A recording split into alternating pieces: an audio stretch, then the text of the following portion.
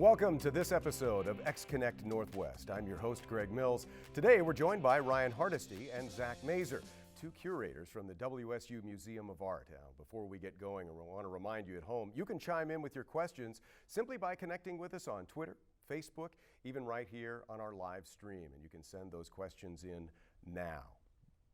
Ryan and Zach, thanks for joining us on the show. Really appreciate you being here. Thank you for having us. Yeah, great.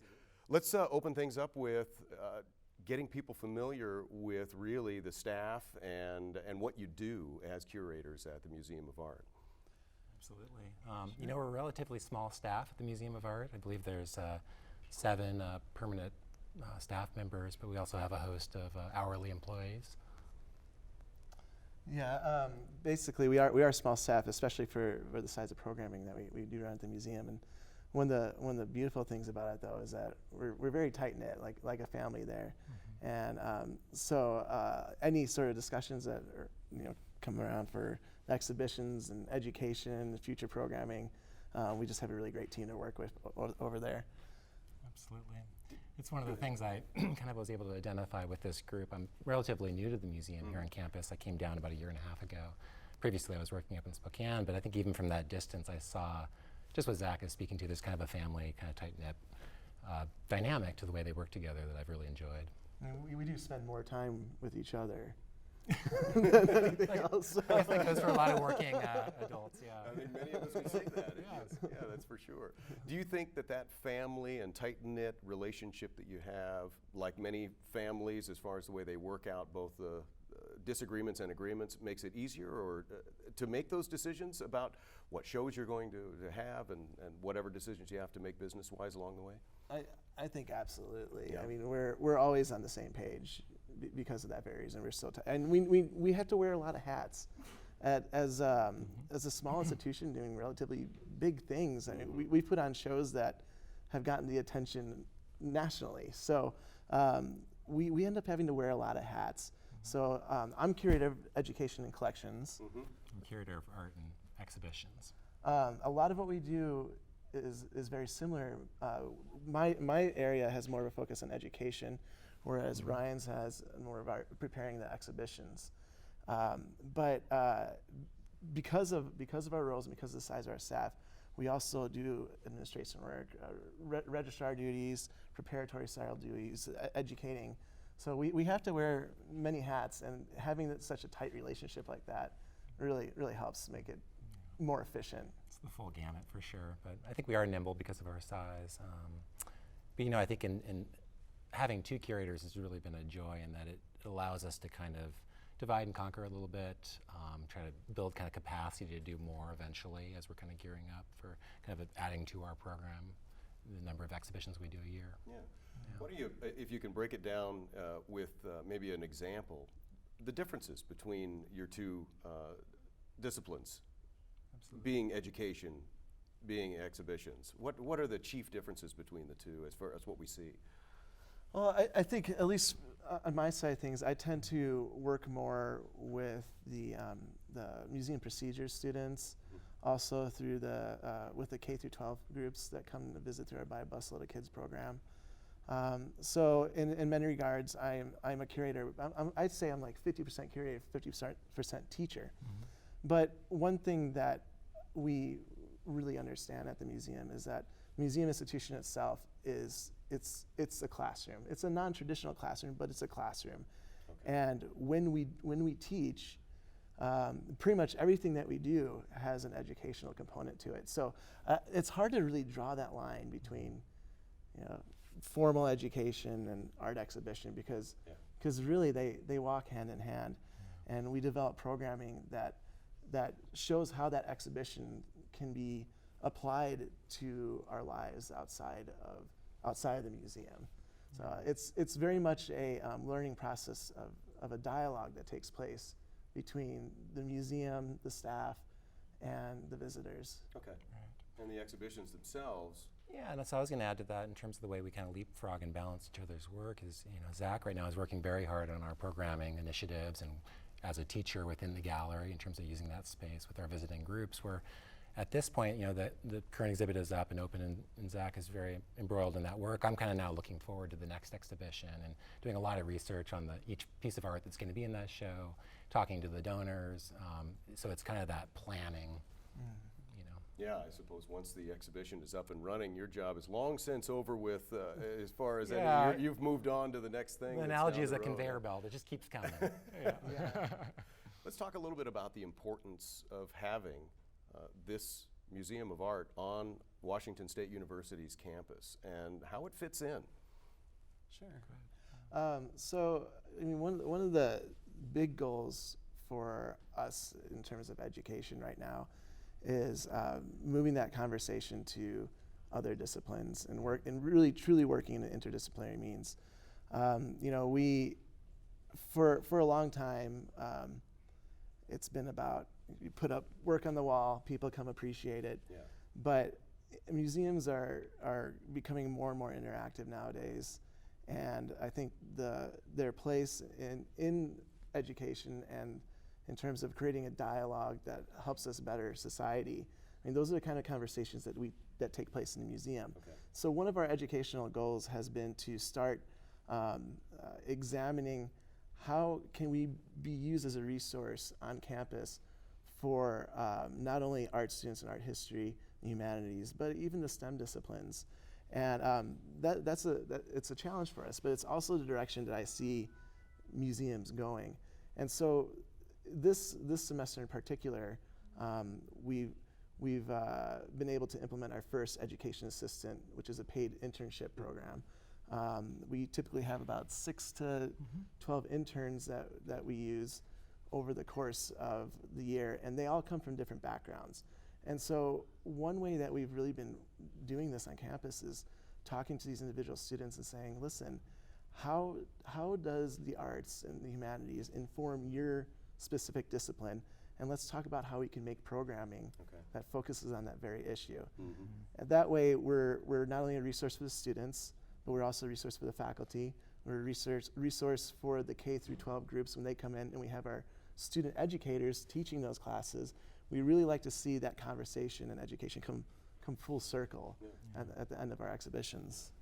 You know, it's almost a cliche, but I think we do very much believe in the concept of broadening one's horizons, you know, and you know, in terms of an arts exposure for a student while they're on this campus, it's critical, you know, and I think when we think about what types of exhibitions we want to put on view, we really consider really, you know, in the course of 4 years that somebody might be on this campus, that they're going to be exposed to a lot of different backgrounds and worldviews through the exhibitions that we mount. So it is naturally designed toward the audience of students, faculty, staff, community, in some order, I would imagine. But yeah, the order's tough, but certainly the WSU student and faculty community is a primary audience for us. Yeah. Absolutely. It's also a very difficult audience because this is an audience that keeps changing every 4 years. And so, you know, I described Ryan, I was talking with Ryan earlier today, I'm like, it's almost like every year in the fall we have a grand opening every single year. Again. Yeah. You know, because we have to I suppose continually. you do, right? You've got a whole We have to continue changing marketing. cast. Yeah, it's very difficult to market. Yeah, interesting. Tell me a little bit, and you touched on it briefly, about the Buy a Busload of Kids program. I want to know more about that. Would you like to talk? Yeah, well, whoever wants. Basically, it's a program designed to bring in school districts within a 100-mile radius. We recognize that many of the school districts, particularly in rural areas, don't have an arts program. So in a way, this allows these children to come to campus, and basically, you fill out the paperwork online, you get it approved. The museum pays for a bus. So per bus, you could bring multiple buses, and it brings the school classes in, and they receive their arts education at the museum. And so it typically consists of maybe an hour or so tour, sometimes less, sometimes more, depending on the requests of the school. But then they not only come to the museum, but they go to the Connor, they go to Ferdinand's. They really use it as an opportunity to tour the campus and see the research being done. Yeah, Absolutely. Yeah. Very You know, and I have to say, I've been really impressed with the way we engage with those students when they're in our museum. Zach's done a marvelous job in terms of kind of developing a way to talk about art with these young students that's less us talking to them or talking down or being elitist in terms of our approach, but more in terms of engaging in the conversation and talking about, how do we kind of unpack this work of art and what do we see here? Yeah. Right now we're seeing what at the museum? We're seeing a fabulous exhibition of Jim Dine's print work. It's called Jim Dine, A Life in Printmaking. It's our current exhibition. It's our first opportunity to fully celebrate really an historic gift of art that Jim gave to the WSU community and the museum. Fabulous. Yeah. How many a year can we expect to see exhibits-wise? Exhibition, generally it's about 5 exhibitions a year. Our fall and then our kind of spring-winter slots tend to be the slots where we develop a little more of a full-fledged exhibition, whereas the other slots are a little smaller in duration. Yeah. And let's talk a little bit about the faculty exhibition. Yeah. Do you want to talk about that? Sure. What would you like to know? Well, I mean, how much is it oftentimes the same faculty, or do you find that you've got a big rotation of faculty that wants to exhibit art? Sure. Every year we alternate between what the faculty show is. So in the last decade or so, it's been a group faculty show of the Fine Arts Department. Okay. So current teaching faculty. The purpose of that show is to show students what their professors are doing. So basically how our instructors are putting theory into practice. Now that occurs, so the faculty show occurs every year. So one year it's the group show, and then following year is a faculty focus show in which we focus on the work of retired faculty members. So we kind of piggyback the faculty show. It's a way of kind of celebrating their legacy and commitment. And students as well, or do we see student exhibition as We well? do. I know you mentioned it a little bit. Yeah, every year, every spring, we mount a MFA, Masters of Fine Arts thesis exhibition, and that represents the second-year grads, as they're wrapping up their studies and getting ready to move on. Right. Yeah. And how much interweaving with other museums or other art programs, other museums that may have a university attached to them happens? How much of that crosstalk is there? It does a little. More and more we've been getting people from U of I coming over and volunteering at the museum just for a good learning experience. Additionally, we've worked with other museums and galleries at universities to travel our exhibitions. Right now, currently, Roger Shimomura just ended. Yeah. But we're currently in the process of traveling our Corbis exhibition, which it's at Idaho State, right? Idaho State University. Pocatello. Yeah.